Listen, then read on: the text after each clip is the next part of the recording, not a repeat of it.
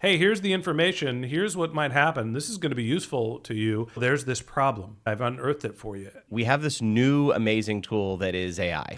But the problem is that we're fitting them into an old framework. What you're doing is you're putting a legless robot on a horse.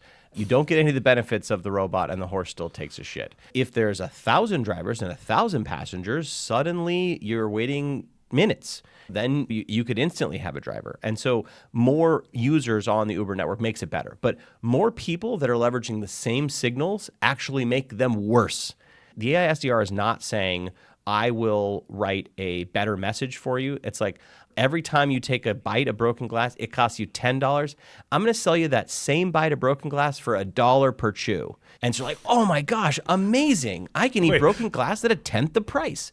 So this is what these AI SDRs are selling you. They're saying, look, you're wasting money now. I'm going to waste a lot less of money, but I'm still going to waste it for you. PVP might be a perfect utilization of your go-to-market. The concept of using the deep research from ChatGPT to understand your market, to analyze and pick out a segment, to find relevant data sources, to think of a way to deliver value upfront.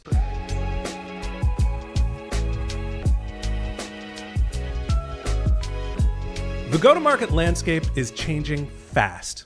Your SDR-led cold outreach strategy, it's dated. Event marketing is costly and infrequent, and paid social is eating organic growth. So how can you stay ahead when everything keeps changing? According to SEMrush's 89 B2B marketing statistics you need to know about in 2024, 34% of B2B marketers struggle to keep up with new tech, including AI. So when the landscape and tooling is constantly changing, how can you best understand your customers' pain points before your competitors do? I'm Benjamin Shapiro, and joining me today is Jordan Crawford, the founder of Blueprint GTM, which helps companies target prospects the exact moment they have their problem. And today, Jordan is going to explain how you can transform your go-to-market with intelligence hiding in plain sight. Jordan, welcome back to the MarTech podcast. Thanks so much for having me again, Ben. It's so exciting to have you back here. You know, you were doing Blueprint and now you're Cannonball GTM. You're all things GTM in my opinion. Give me the lay of the land when it comes to GTM today. Sure. Well, I'm so grateful to be here. And thanks for having me back once more. So I think that the best place to start is really, we have this new amazing tool that is AI. And people are very familiar with ChatGPT and Claude, and they're trying to adopt these AI solutions. But the problem is that we're fitting them into an old framework. And so the brand new tools are coming to an old framework. And the way that I talk about this is what you're doing is you're putting a legless robot on a horse. You don't get any of the benefits of the robot, and the horse still takes a shit. And so what is that? You can edit that one out. Keep it. So keep it. Great. Yeah, keep it. So let's talk about the old way, right? First, what you would do is you would identify accounts. So you'd go to ZoomInfo, you'd go to Apollo, not on LinkedIn anymore. So maybe you would just go to ZoomInfo. You found accounts. Then you would write persona level messages like, so people like Ben care about blah, blah, blah. Then you'd go and find contacts. How do I get their email? How do I get their phone numbers? Then you'd say to your SDRs, like, here's what people like Ben like. Can you personalize this to Ben? And then you'd scale with a tool like Outreach or SalesLoft. Ben, does this sound familiar to you? Like, does this sound like the model that you... Oh, yeah, I tried this last year. It was a miserable failure. Yeah. And so the challenge is that we have this amazing tool called AI that can just drastically change our results, but we aren't using the brand new framework to take advantage of AI where we can get the 10x benefit without the sort of hallucinations, et cetera. So let's talk about where current products are slotting in so you can understand why they aren't working. I think there's an important part that you missed, though, right? The framework I didn't miss anything. I got it all. Look, it's my show, and I'll tell you. Okay. All right. Yeah. Go ahead. You stopped too early. We're not done yet. Okay. You missed the end result. Yes, the framework is find the accounts, segment them, give them to somebody, tell them to, attack, and then send a message is the last part. Everything was sent over primarily email or LinkedIn, and you're sending these pseudo personalized messages, and the delivery mechanism is a cold email that is not specifically targeted to what my world is like right now. It's targeted towards what my segment's world is right now. That's a really interesting point. And actually, let's describe things in two ways here. First, let's talk about what non-email channels we're doing, right? This is important. Intent data, right? And so it's like, hey, the best version of quote unquote intent data is like Google searches. So if someone searches, left sock now, San Francisco, right? It's like they want a left sock now, right? Great, that's amazing, right? So that's fantastic, right? Then you get a step away and you get to like Facebook and LinkedIn ads where it's like, look, we're going to use an amazing amount of machine learning to determine click rates, and like don't worry about it. Just pay for the fancy ad and we'll determine who. So you as the marketer don't have to worry about it, right? And then the sort of most voodoo form of that is the tools like 6 Sense or G2, where it's like, we de-anonymize people that are in the Salesforce tower, and don't worry, it's not the intern. It's like the buyer, economic buyer that is for sure searching in your category and has this. And by the way, we're going to integrate with your CRM, and we're going to stamp all the leads as like, we gave you those leads. And so this is like kind of the non-email channels. And the problem is that all of that stuff is like really foggy. You can't control it. You can't control the targeting, right? Now on the email side, you can control the targeting. And the way in which people think about this in sort of this old way is like, well, we have tiered accounts. These are our best accounts. Well, why are they best accounts, Ben? Well, because they have $100 million. So what we do is we look at wallet size, and if your wallet is big enough and has enough money, we like that wallet. And so once we're going to send that wallet to the SDR and say, find a way to get into that wallet. And you know what the SDR says? I like your brown wallet. It's my favorite color, brown. I love that color wallet. I'm wondering if I could get inside of it. And so that's what the message looks like. Now, the thinly veiled version of that message is, Jordan, I read I saw you commented on Ben Shapiro's post. Boy, isn't Ben a great guy with a great voice, and isn't he great with the podcast that he does? Ben is great. My B2B SaaS software helps companies do blah, blah, blah, blah. Like, this is what it looks like, right? It's all of this, and ChatGPT is only going to make this worse because this model is broken, right? You could, and the way that I talk about this is, let's say you had perfect information about me. Jordan, I know you woke up at 9:54 and that you had an espresso, and you probably had too much espresso. I can tell because you're on this podcast saying deranged things, right? So you have perfect information about me. Are you sure it was espresso? That was, yeah. Let's move along. Let's prevent people from having to edit more. So really the thing is that you can easily evaluate this, which is 100x improve some vector. So if you 100x improve the personalization vector, it has nothing with my desire to buy Ramp or to buy Rippling. The only reason I buy Rippling is because I'm interested in messing with deal. so like that doesn't actually help us. And so let's actually talk about did this answer your question about landing the plane here about messaging and how this? Yes, and you wrote my favorite LinkedIn post, I think, of all time, which speaks specifically to this, which is, hey, I see you breathe air. I like to breathe air. Let's connect on LinkedIn so I can sell you . Like, that's the strategy that we've been applying. I have an observation about something that you like. Maybe it's personalized. Maybe it's vague and obtuse. And hopefully, depending on the level of personalization I have, how close that is to being true, that should indicate your probability of buying. And the reality that you're about to get to is that's not true. So tell me what actually works as opposed to this observational theory of communication. Yeah, sure. Well, I do want to linger for just a minute on the current world, because it's really important to think about buying software in this old world, because new technologies are bolting onto old frameworks. And so, for example, the account selection. Well, in sort of B2B SaaS, the best version of this are signals, right?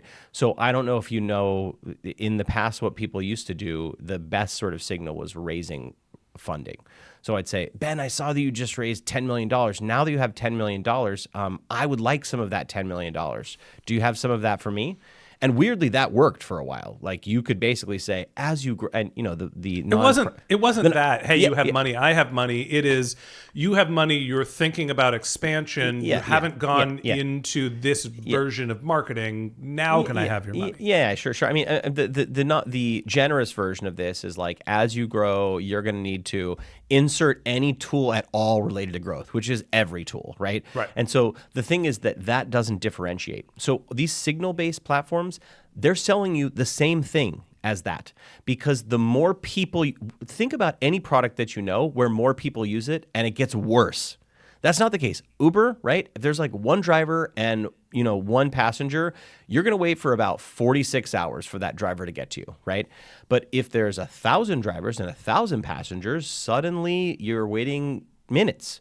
Then you could instantly have a driver. And so more users on the Uber network makes it better. But more people that are leveraging the same signals actually make them worse, because more people are saying, well, when you raise and I'll sell this growth thing, and so it gets worse. So this is kind of the problem that we're struggling with on these tools that are trying to slot into the account side. Now, there are tools that are on the contact side. These have been net beneficial. We call these waterfall providers now. So people like Full and Rich, it's a company that I advise, fantastic.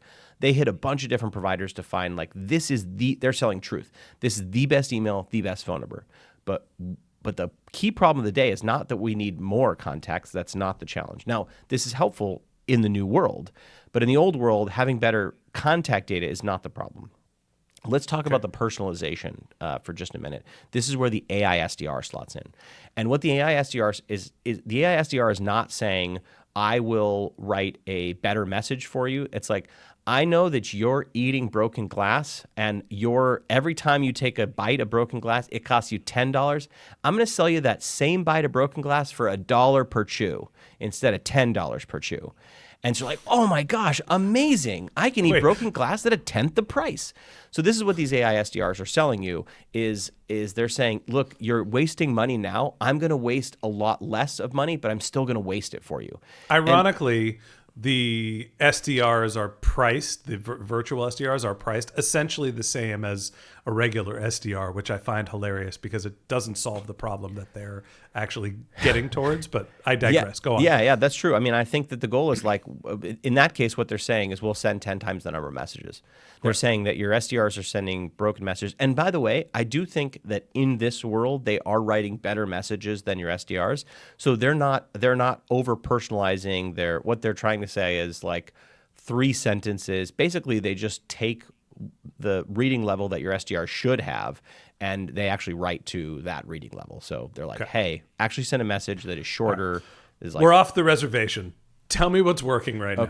Okay, great. So let's talk about Jordan's way. This is the way that I think about the world. First, you need to identify your best segment. And so a segment is really the really key piece here. And you know what? There's only one group of people in your organization that understand the segment. And ironically, those are your best SDRs. They're your best AEs. And so, for example, a company that I was chatting with, Overjet, they sell dental AI. Well, what does that mean? Well, this is an FDA-cleared device that can do a bunch of things, but one of the things it can do is detect periodontal disease. It turns out 67% of the time, that is undiagnosed. And so when we basically said, get your best SDRs, what do you look for? Well, like one of the things that the SDRs looked for was like age of the dentist. And it's like, okay, but how does that help? It's like, well, sometimes old people don't adopt new things, and sometimes young people do adopt new things. I'm like, okay, but there are old people that adopt new things, and there are young people that don't like to adopt new things, so that doesn't really help. But one of the things that they looked for was, is this in an area that is highly diabetic? It's like, oh, why? It's like, well, it turns out that periodontal disease is correlated highly with diabetes.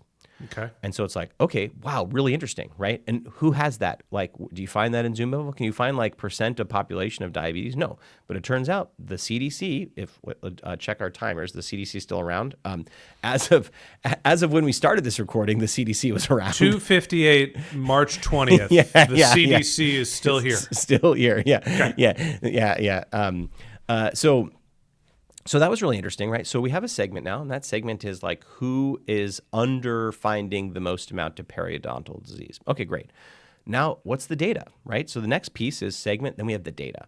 And so in this case, the data is the list of cities from the CDC with the highest gross prevalence of diabetes. So it turns out that Kennedy, Texas, 25% of the people in Kennedy, Texas have diabetes. So 1 in 4 people that you meet, that person has diabetes. If I had to guess, I'd say Kennedy, Texas is like a 1 stoplight town with a Whataburger on each side. Actually, probably 4 Whataburgers, given the prevalence of, it's like you can't cross the street. And I'm not saying anything bad about Whataburger, but go on. I love me some Whataburger, yeah. So, okay, so now we have prevalence of diabetes. So we've got a segment and data. Now, in that data, usually there is tension. And in this case, that tension is high prevalence of diabetes, which, by the way, the first thing we did is we looked at a lot of dentists in that area, and it turns out they all talk about periodontal disease on their website. So it's like, aha, I can find that there is truth in this information. Okay, great. Segment plus data. So we know there's highly periodontal, but why is this? Segment plus data. I want to do my job here as the podcast host. You're going down in order of progression. First, you figure out what the best segment is. Then you're finding your own data signal that's going to allow you to identify it. Keep going. Yeah, great. So there's 5 steps here. We're on the first 2. So we got those first 2. And now data is usually 2 to 5 unique data points. So we have the periodontal disease. We also know that so the prevalence of misdiagnosis is going to be higher because there are more people with diabetes, right? And that means that there's a delta here, which is the number of cases that you find now without the dental AI and the number of cases you can find, right? So that's money, right? But more importantly than money for these dentists, it's care value. So great. So we have those 2 things, right? So we've got the segment data. Now the next piece is the message. Okay. And it turns out that one form of this message is just describing those 2 things. Ben, as you know, in Kennedy, Texas, diabetes is out of control here. And as you likely know, because your website talks about it, periodontal disease is highly correlated to diabetes. Now, given the population in Kennedy, Texas, 5 out of every 20 people that you see is likely to have periodontal disease. You're probably only identifying 1 out of every 20. That means that if you could identify every case of periodontal disease early, you can capture $42,568 in care value for your patients. You can with our FDA-approved device. Do you want me to come over next week and show it to you? Okay. Hang on. Yep. There's a lot to unpack there. Totally. You've taken your signal, you're benchmarking against the essentially national averages or what you understand about the area, but you're also identifying the value for the prospect, right? You can identify 4 more people with periodontal disease, which is worth X, Y, and Z to you. How do you know how much that's worth to them? That seems like an important part. Yeah, it's a great question. So the thing is, they have some internal data, which is they know because they work with the insurance companies, they're submitting these claims. So they know what identifying and fixing this is. I mean, they know how helpful it is to their patients, which is most important. But also, I can tell them what every new identification of periodontal disease will make for them in revenue from the insurance companies. So not only is this, so the key message that I lead with is about the care value, because that's what the dentists care about, right? They really care about their patients. And so if I said, hey, you swashbuckler, you could make another $100,000. Now that'll work for you and me. We are swashbucklers. We will take the money. But dentists are like, no, I want to protect Casey. Like, Casey is my patient. I care about her. I would sure hope so. Yeah, but the good dentist. And so great. So then you can actually provide that value to them. Okay, so once you have the message, this is the only channel, the only process where you can identify good fit leads at the person level. Well, why does that matter? Because with intent data sources, with keywords, etc., Facebook, Google, they're like, don't worry about it. I don't need to know I'm targeting Jordan Crawford. I need to know I'm targeting someone at GTM who might be a decision maker. Yeah, well, and who's going to click. And I'm selling you the click. I'm not selling you the person. But the problem with that is that the way in which you get to a message that resonates is you just throw a bunch of crap at Facebook, and Facebook's like, I'll take your money to test all the crap for you. I'll tell you which one clicks the best. And all the down funnel stuff you have to figure about. But the nice thing about my approach is that you can go from a level of person and go backwards to other channels. That means cold calling. That means email. That even means ads, because you can get people's unique personal information that you can upload to these tools to target them, which means that I can send an ad just to those people that the actual dentist that work at the actual practices in these actual locations where you can make commitments about the change. All right, I got to stop you because this is where you lost me the last time. I went to see you speak in person, and I was like, okay, you did this whole prompting thing where you did your market research, you figured out your segment. You, in less than an hour, basically did an entire GTM. That's the GTM cannonball. Yes, yeah. Right, and went through this entire process, and you called this the PVP, permissionless value prop. Did I get it right? Yeah. So we haven't yet talked about PVP. But I can talk about that now if you like. So I thought the PVP was the message that you're sending, which is something that's so good that people would pay to receive it. Hey, I know I can identify 37 more people out of 100 that have periodontal disease. That's worth $1 million to you. Can I tell you more? Yeah. Right. That's PVP? No. So that is not yet a PVP. So let's talk about the permissionless value prop. This is another form that the message and the sort of the data plus the segment can take. So the PVP is called the permissionless value prop. And really one of the benefits of AI is that it can take large amounts of information and structure it for us. And so to be able to write a PVP message, you must think about what do your prospects care about the most? What is like deeply important to them, right? And then you must think what is deeply important to them, what is related to my product, and what is public data that I can put together that's useful. These three things must be true. So let me give you a example of this. And in this case, we're going to use private data, but I can give you a public data example too. So Great. Work with a company that sells to pool cleaners, right? They're a pool cleaner CRM. So interestingly enough, they have aggregate data on what companies are charging for a pool cleaning, which is not public data. So they can send a message that says, Ben, we work with thousands of pool professionals in 95125. The optimal price to charge for a pool cleaning is $169. We have found that people charge between $80 and $325, and the best uptake, the best price to charge is $169 with chemicals. Do you want me to tell you how I know?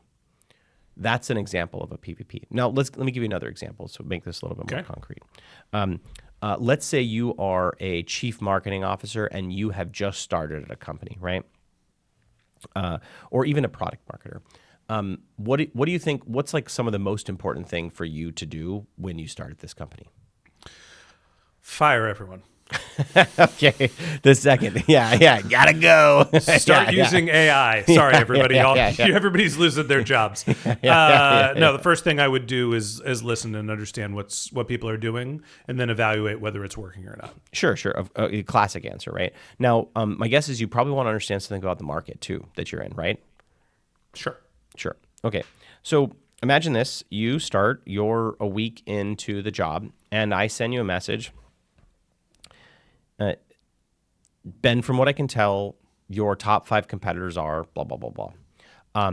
I have parsed through 42,368 G2 reviews of all of your competitors, and I have found the top 5 things that people complain about that they think great of your software, and also that I can't find any mention of on your website. As you're thinking about your positioning, these are the things that you might want to consider. So that is taking public data, I am organizing it for you, I'm structuring it, and I'm giving you the insight. I'm actually telling you. Another version of this is I had a conversation with a company that does like brand compliance, which is like, is an awful sounding thing. But it's actually really helpful for alcohol companies. So it turns out that one of the things that you can't do is you can't put Santa with your beer, because you get in trouble because you're associating that this is a thing for kids. Right. And so you actually can get fined here. So imagine if I go to you as the chief legal officer and say, Ben, I've looked at all 15,000 of your ads across 4 countries that you're currently serving ads in.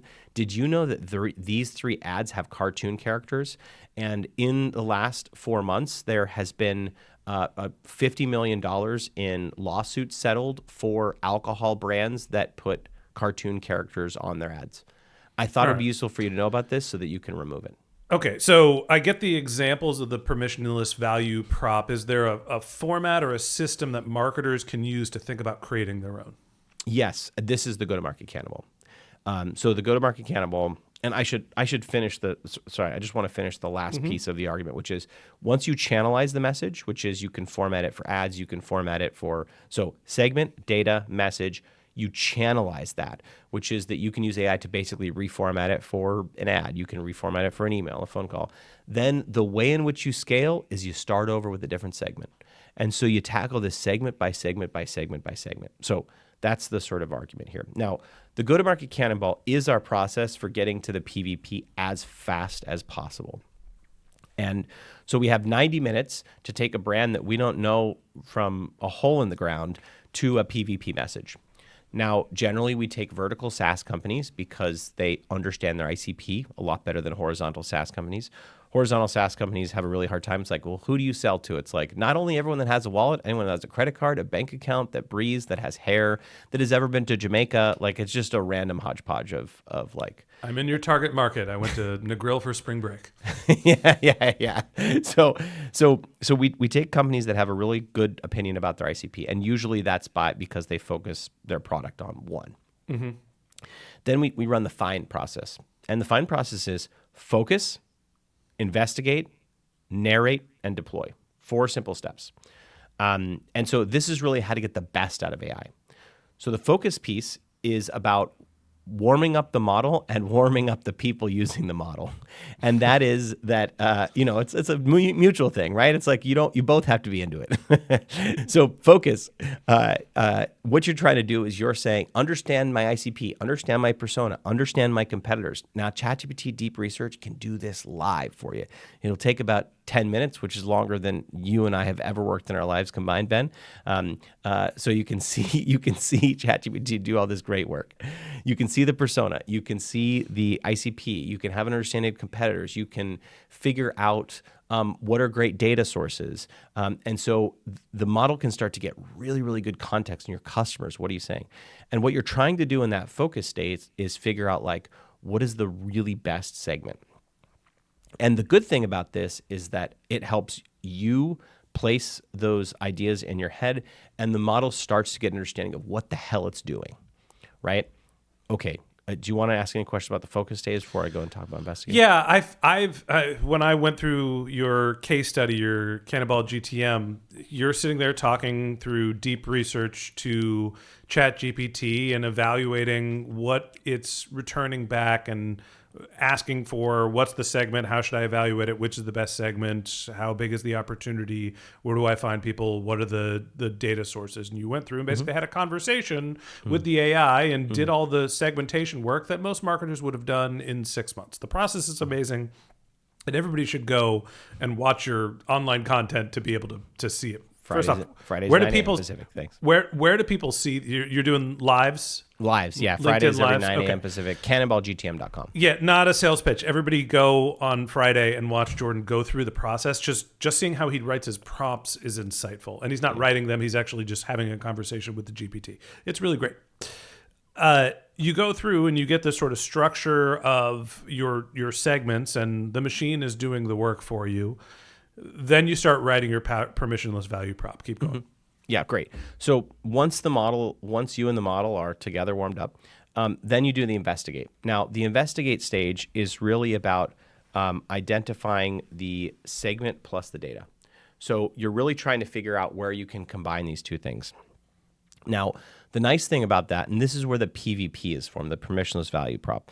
And what you're trying to do is you're going to ask the model a question like this. And I'm going to, for all of you folks that are taking the transcript here, I'm going to basically pretend, I'm going to dehumanize you for a minute, Ben, and just like pretend like I'm talking to. It's okay. It might not even be a real person on the other end. Yeah. This could be Ben. I wouldn't be surprised that I'm like, is this Sesame? This is really good. Okay, so this is like a message I would say. I'm trying to identify the best segments for me. These segments, generally what I mean by a segment is where 2 to 5 data sources can come together to where I can send a message to someone that they would pay to receive. Examples of like example ideas behind this message are where I'm trying to basically give some data to this person that is independently useful from my product or service. Now, a couple things must be true about this. The data sources must be public. The data must be related to the product that I solve, and it must make a promise in the message itself. And an example of a message like this is where I can take information about regulators that are monitoring railroads and reporting on fines, and say to a railroad operator, I don't know if you know this, but there is a railroad very much similar to you, and it turns out that regulators right now are focused on Tuscaloosa, Alabama, but historical data shows that they're going to be in your town next, and these are the 3 things that they're likely to find. You might want to address these before you get a $40,000 fine. Now create that for me in my industry and abstract this idea away from this particular instance. So that would be like a prompt that I would provide. In this case, I would provide it to Claude. Right. And so it gives you a permissionless value prop. Now, one thing I noticed, there wasn't really a call to action there. Hey, here's the information. Here's what might happen. This is going to be useful to you. Hot tip, I shined the bat spotlight on the moon, and all of a sudden everybody sees, oh, there's this problem, right? I've unearthed it for you. Or value. It's not a problem necessarily. It's just like straight value. It's their problem and the solution. So here's the value from the email. Want to set up a demo? Want to call? Want to talk some tight? Should we get drinks? How do you actually turn this into a conversation and a prospect? It's a fantastic question. And this is where the art comes in apart from the science, because really the PVP, like many other things, could be weaponized, which is, and I was chatting with a founder that has tried to weaponize this, that what they did is that this company I was talking about that does this brand stuff, they pulled all the data from Facebook ads library and they tried to identify what you were doing that would like against a Meta's best practices. Very clever idea to say, hey, Ben, you're not including enough audio in your messages, or you're not doing this, right? But the problem is that it wasn't related to their brand promise at all. So like, let's say in the case, they're like, this is really cool. How are you going to help me add more images to my, and like, oh, we don't do that. It's like, well, why did you even contact me? So what I said to them is I said, it's a different thing when you go say, hey, Corona, here are the 10 ads across 4 geographies that are included pictures of cartoons. You want to remove these like immediately because they're likely to get you X number of fines. And by the way, I've already found the 4 people in those 4 regions that I think might be responsible for those ads if you don't know who they are internally because you're a big company, right? Now that the next question is like the sort of ask here is, do you want me to do this for you on an ongoing basis? Like I've already delivered. So what I've done is I've reoriented the product to the public web. I've turned the product to be permissionless.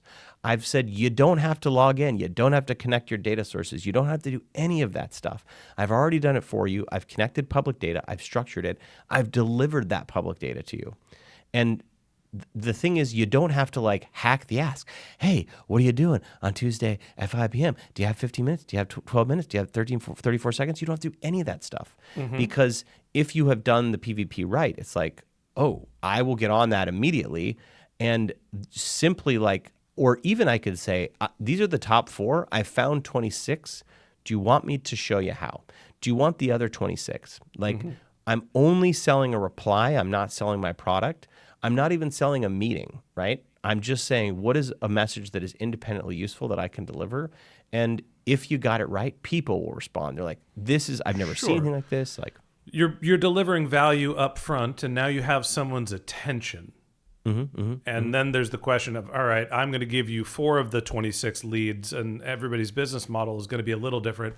Podcast production, right? If I'm using this for my business, it's like, hey, I've identified 5 problems with the podcast you're having, and here's the growth solutions for it. I also have 27 more tips for you. No. I mean, this is the hardest thing that people get wrong about the PVP is that they think that it is about things that you can then action on. No. It is actually delivered value. And so think about this. Your case is a little harder, but if you think about the rail case, for example, the email is independently valuable. Now, a lot of people get this wrong because in their mind, they're holding this thing. It's like, hey, here are things that you're doing wrong, and here are tips to fix them. That still means that I got to take action to go do that. You're still selling yourself. It's a different thing if you said, I have found the 52 clips that your CEO has made from around the podcast they made from around the web that haven't made it to your website, and I've already written content in your style. Here are the links.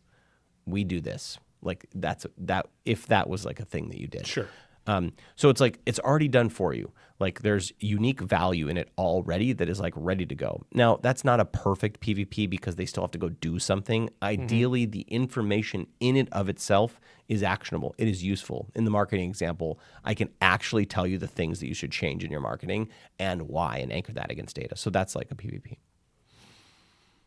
Yeah, I still am fuzzy on, okay, great, I've delivered all this value to you. Here's all the things that are wrong with this podcast, and here's the solution for it. You're welcome. The podcast thing is... So Forget the podcast, the railroad thing. Here's why you're in Mobile, Alabama, and you might get fined. Yeah. So basically, the next step is that software is going to monitor for compliance issues and tell you what to fix.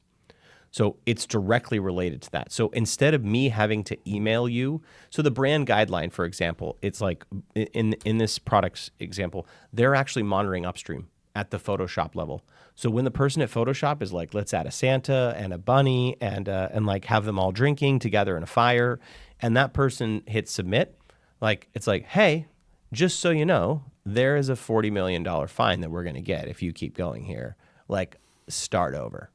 And so that's what the product does, right? It's like, hey, like legal officer, you don't want to have to wait until you publish ads that you don't even know about.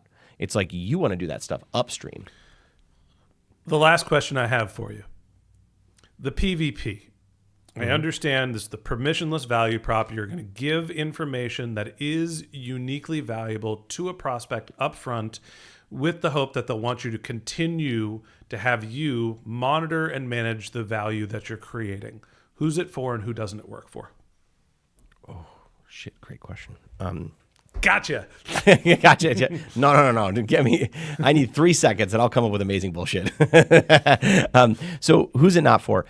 Generally, the PVP is really easier to do where there's public industry data. So compliance, think the FDA, think like the CDC, where you can find some public leakage of the data.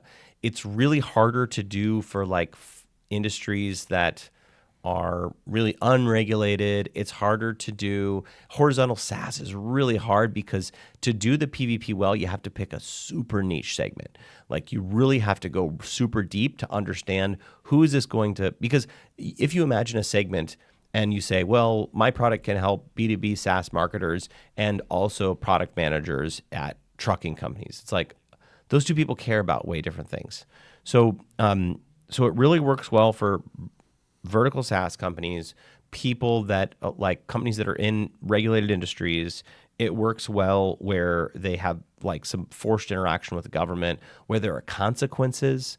It really works well when you know your customer so well and you can have an idea about like where can I pull together data from the public web that will work great for them. Horizontal SaaS now as well. Let me try to break this down because we covered a lot of ground here. And while the PVP might be a perfect utilization of your go-to-market for a vertical SaaS company, right? the concept of using the deep research from ChatGPT to understand your market, to analyze and pick out a segment, to find relevant data sources, to think of a way to deliver value up front. Maybe it's not getting all the way down into your PVP where you're delivering value up front and then asking to replicate that value through delivery, and that's how you're monetizing. But the process of getting to that is something that's useful for any marketer. You can understand your segment easier than ever before. You can just talk to your computer and it will do the analysis for you. You can find the data sources, you can put them together, you can analyze them, and you can turn those into messages yourself faster than ever before. Yeah. And that's the PMJ, poor man's Jordan, which is deep research. So poor man's Jordan is you can ask deep research to do this for you. And so you can use so come watch the Cannonball. You'll get the FIND methodology, focus, investigate, narrate, deploy. The narrate will tell you how to talk, and the deploy is like how you use tools like Clay, et cetera, to deploy this. But if you follow the methodology, you can use the PMJ, poor man's Jordan, ChatGPT, click deep research. After you do this, follow the methodology, and you can get there. Always with the acronyms, Jordan. All right, let's move on to our lightning round where I'm going to ask you MarTech-related questions that are about this week's topic, which is AI-led go-to-market. Are you ready? No. All right, well, we're going to do it anyway. Yeah, okay. Question number 1, buy or sell. Are you buying or selling the idea that AI-led personalization is the true future of marketing? I don't buy that argument. All right, tell me why. I would like to sell that argument. So AI personalization, isn't that what we're talking about? Well, I mean, the reason that I don't is that that word personalization doesn't mean anything anymore because people have overloaded it. What they mean is like personalization is, hey, Jordan, you wear a jacket, I wear a jacket, we're basically the same person, buy my stuff. But personalization might also mean the PVP, the things that I talk about. So I think that the problem is that when you say personalization, it doesn't mean anything. And so what I mean, I think that the first thing we need to do is reorient our thinking to a new model. And then the like core idea behind personalization, which is really relevance, not randomness, that's really helpful. So you have to reorient your thinking and then insert relevance, not randomness, to make your stuff useful. I'm buying it. And it's not, I understand your argument that you'd sell personalization because AI can come up with some sort of understanding of fact. And we're not just trying to pump in new variables to make the message unique to you. But I think that relevant personalization through AI is now much more possible. It is too hard to create a personalized message that talks to the value that you specifically will get before AI. Right now, I can start to customize my message, and using one of the examples you used earlier, you're a plumbing company in Mobile, Alabama, and the regulators coming to your town next. Well, that's a personalized message, and I do think that those signals and the sort of unique use case in delivering value, I would consider that to be personalization. I'm buying it. Yeah. I mean, the way that I say this is the list is the message. So you can get this, but the list is the message. So the way in which you structure the information is what you say. And so the problem is we don't have a personalization problem. We have a segmentation problem. And if you do segmentation well, even if you include no damn variables at all on the person, you can deliver amazingly useful information. All right, next question. Yeah.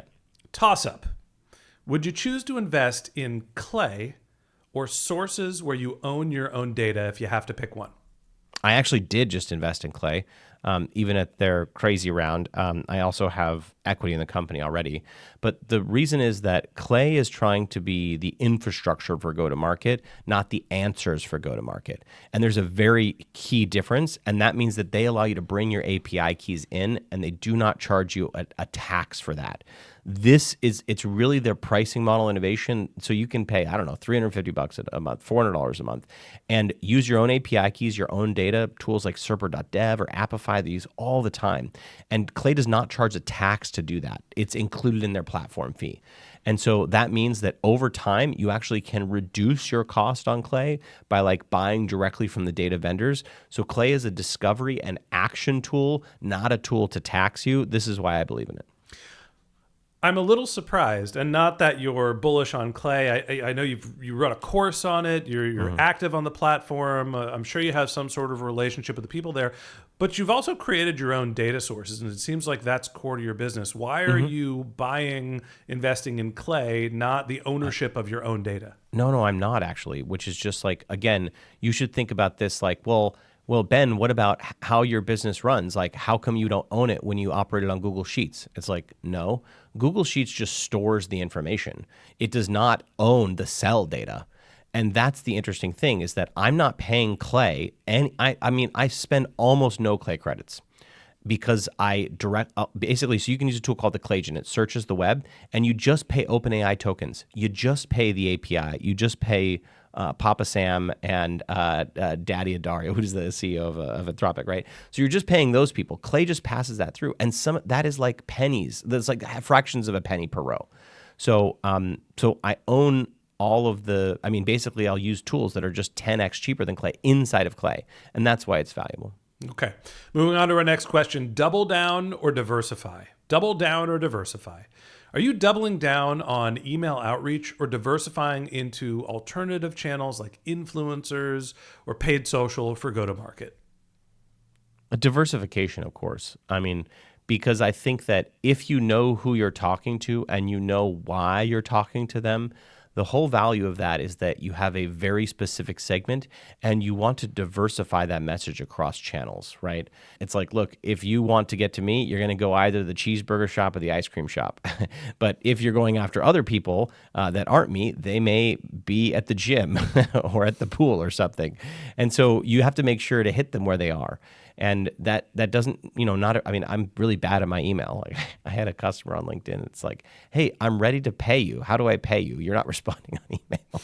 Which is like an awful thing that I should have been on a podcast. But, Jordan. But yeah. So diversification, I think, is what I'm doubling down on diversification. It's funny because I assume that you would have been like, nah, email's still the most direct form of communication, and then maybe LinkedIn, but like spending money on paid social, you're using all of the other channels and you're not really certain. Before, when we were talking, you're like, yeah, the old way of thinking was you give Facebook money and they go try to figure out who might click on something. Yeah, but what I'm talking about is this is a reverse of the way in which you think, and you can deploy the segment across channels, and that's the most effective thing, right? It's like no one goes to Safeway and it's like, I'm really hankering for some RC Cola, even though it's the same damn thing. Like, it's the same damn thing as a Coke, and the difference is that you pay $5 for the Coke and you pay 50 cents for the RC Cola because Coke is everywhere. It's like you just know it. And so the thing is that I would rather be everywhere for the smallest segment that I can deliver the most value, that when they get my email, when they get my LinkedIn message, when they see my ad, that they're like, I don't know where I've heard about Jordan, but I have heard about him everywhere. I hear everything. Isn't that your brand name? It is. I'm diversifying too. I hear everything everywhere. That's the last. Yeah, you just add that to your name. That domain wasn't available. All right. Last question for you, Jordan. Game plan. God help us. You're the CMO of a mid-market SaaS company with a staff full of SDRs. Ooh. What's your game plan for handling a sudden drop in lead generation? Yeah, my game plan is instantly figure out why. And so our mutual friend, who shall remain nameless just because we can, and that's funny. Is it Doug Bell? No one, who's to say? So, he was doing some work for a client and had this exact problem. And it turns out that the competitor was promising a much lower price for more features. And so what do? It's like you understand before you act.